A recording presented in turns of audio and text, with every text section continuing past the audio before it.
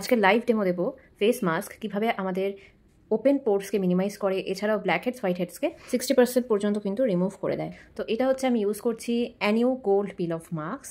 অ্যাভনে এখন platinum pin of mask, copper pin of mask, gold pin of mask 3টে ভার্সনই কিন্তু চলে এসছে।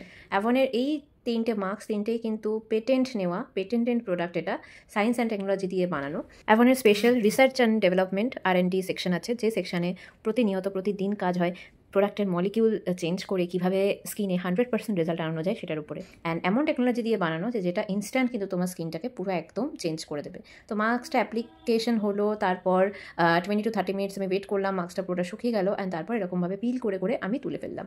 তোমরা যদি ভেবে থাকো এটা খুবই পেনফুল, না একদমই পেনফুল না, একদমই এমন পেটেন্ট নেওয়ার জন্য একটা সুবিধা তো হয়েইছে, এই প্রোডাক্ট, এই মলিকিউলের প্রোডাক্ট কোনো কোম্পানি ব্যবহার করতে পারবে না, কোনো কোম্পানি তৈরিও করতে পারবে না।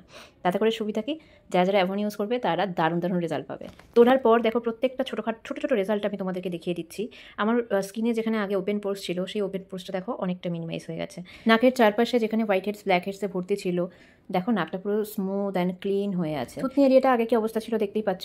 আফটার ফেস মাস্ক ইউজেস 80% পুরো ক্লিয়ার হয়ে গেছে। 20% আছে, সেটা রেগুলার বেসিস স্কিন কেয়ার করতে করতে কিন্তু চলে যায়। ভেবেছিলাম ওইটুকু ফেস মাস্ক আছে, পুজোর আগে আর ইউজ করবো না, এটাই চালিয়ে দেবো, কিন্তু আর চালাতে পারলাম কোথায়, স্কিনের এই অবস্থা, ইউজ তো করতেই হলো।